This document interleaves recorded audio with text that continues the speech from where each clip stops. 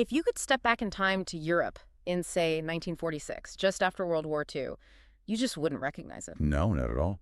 And we aren't just talking about damaged buildings here. Right, it's a total breakdown of civilized life. Exactly.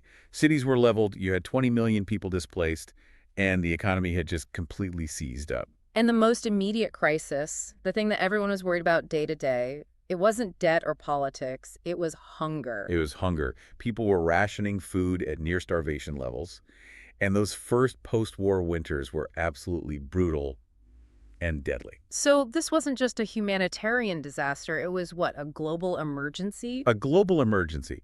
The United States government, which came out of the war economically stronger than ever, realized this was basically a ticking time bomb. A time bomb of what? Political instability. Yes, exactly. They were afraid that all that famine and unemployment would lead to extreme political movements. And they were worried about one movement in particular. Communism. Deeply concerned. In countries like France and Italy, you had large, well-organized communist parties that were gaining a lot of momentum. So the U.S. saw this and thought, if Western Europe falls into the Soviet sphere of influence, that's a huge problem. A huge problem for global peace and for American economic interests. Their conclusion was actually very simple. You just can't have democracy in a vacuum of poverty. So standing by wasn't an option. And this led to a massive, really unprecedented shift in U.S. foreign policy. It did, a move away from isolationism and toward active international support. The solution was proposed in June of 1947 by the Secretary of State, George C. Marshall. And this solution was a massive financial rescue initiative. That's right. Officially, it was called the European Recovery Program, the ERP, but everyone, then and now, knows it as the Marshall Plan. And its goal wasn't just to hand out food. No, not at all. The mission was to rebuild the underlying foundations of Europe so efficiently that these nations could stand on their own 2 feet again. So jumpstart their industry, their agriculture, and give democracy a stable ground to grow on. That's the idea. Okay, let's just try to unpack the sheer scale of this, because the numbers, even today, are just staggering. They really are. Over 4 very intense years, the Marshall Plan provided roughly $13 billion in aid. And we have to put that number in perspective for you. $13 billion in the late 1940s. What are we talking about today? We're talking well over $150 billion today. Just think about that.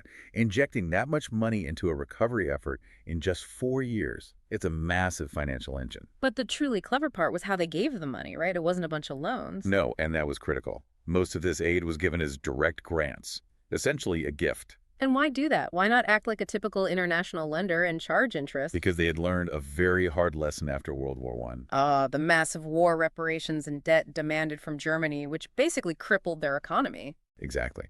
That led to decades of resentment and instability.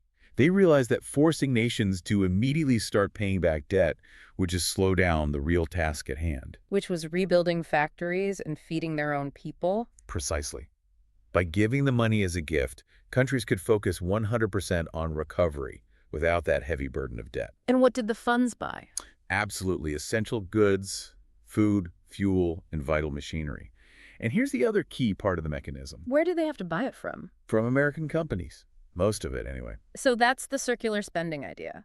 The money leaves the U.S. Treasury, goes to Europe, and then flows right back to American farmers and manufacturers. That's it. It was aid that served foreign policy, but it also propped up the U.S. domestic economy. And the aid wasn't just scattered randomly. No, it was meticulously calculated.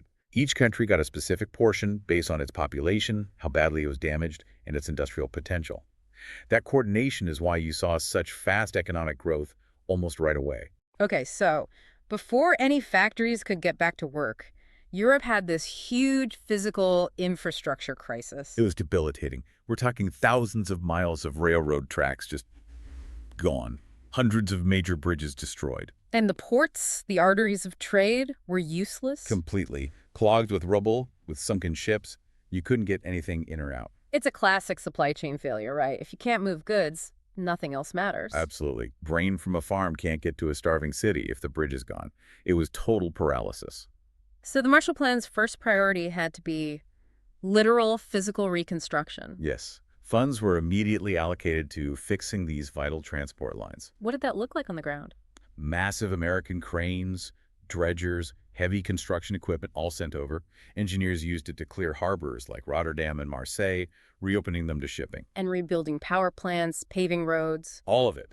And creating that modern transport network we still see today. But rebuilding infrastructure like that also has an immediate human benefit. A huge one.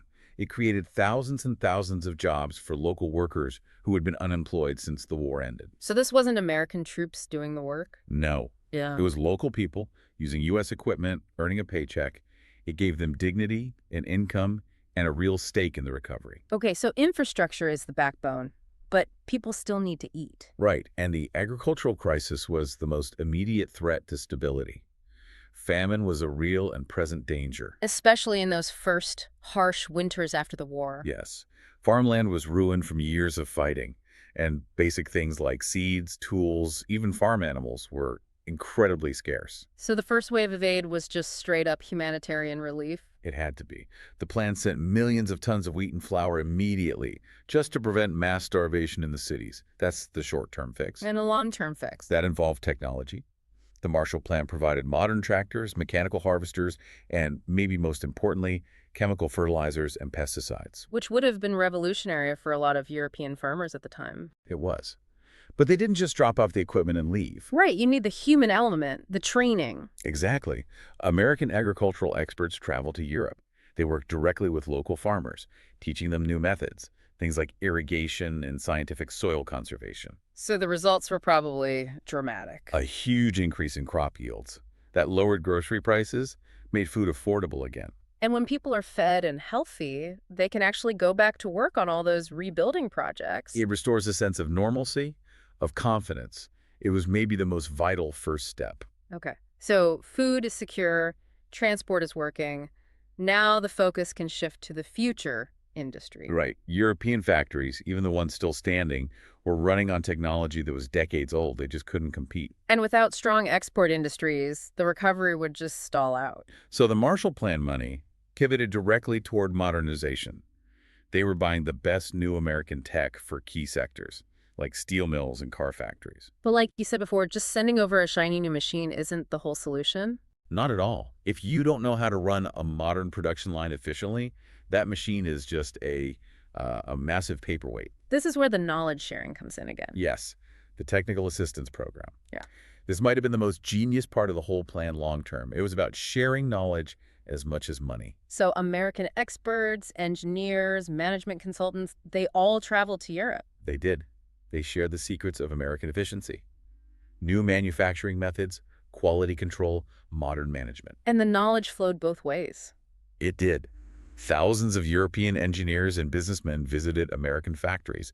They studied how Ford or General Motors managed inventory, tracked costs, organized their workforce. So they weren't just looking at the machines, they were learning the whole system. Exactly. And that transfer of expertise was transformative. It made sure that huge financial investment was actually used to its full potential. And you could see the results pretty quickly. Very quickly. Production levels in countries like France and Italy soon shot past what they'd been producing even before the war.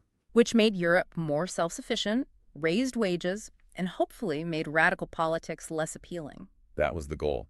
And that brings us to what many people think was the Marshall Plan's most profound impact: the requirement for European unity. This is fascinating. The U.S. didn't just give them the money. They said, you all have to work together on this. It was a condition, a non-negotiable one. They had to develop a joint plan for how to manage and allocate the aid. That seems like a huge political challenge. After 2 world wars, you're telling former enemies they have to share resources. That's the brilliance of it. It forced collaboration. And it led directly to the creation of the Organization for European Economic Cooperation, the OEEC. So this OEEC was the group that managed the whole spending plan. Right.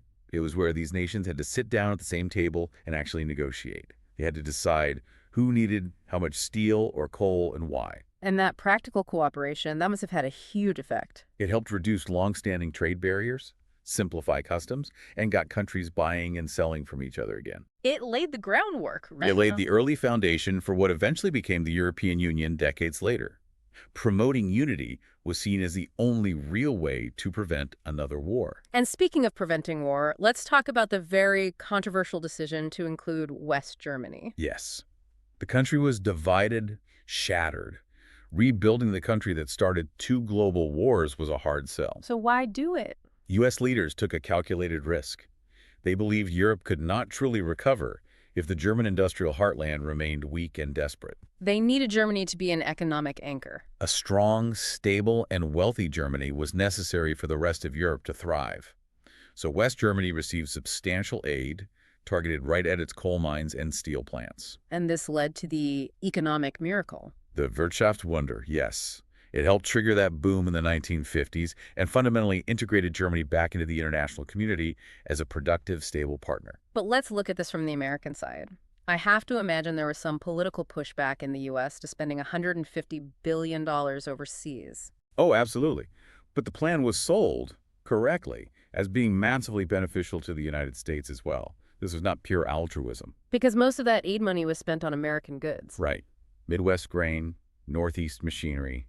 It created this huge, sustained international demand for U.S. products at a really crucial time. A time when many economists were afraid the U.S. would slip back into a depression after the war. It provided the perfect economic buffer. It kept American factories humming, created thousands of jobs in manufacturing and shipping, and prevented a post-war recession. And it also secured future customers. Exactly. By helping Europe rebuild, the U.S. secured long-term trading partners who would keep buying American goods for decades. It was a perfect example of mutual benefit.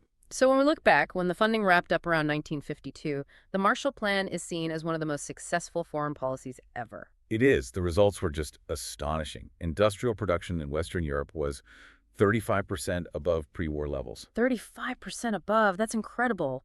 Poverty decreased, the standard of living was rising, and you had social peace. And most importantly, from the U.S. perspective, it worked politically. It did. It successfully stabilized democratic governments that were under severe internal pressure.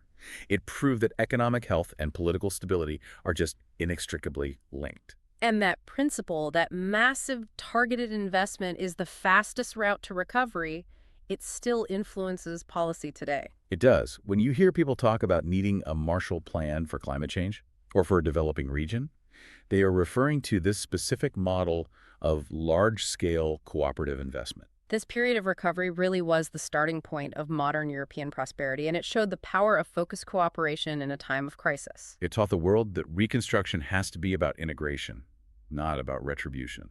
Good luck with your studies.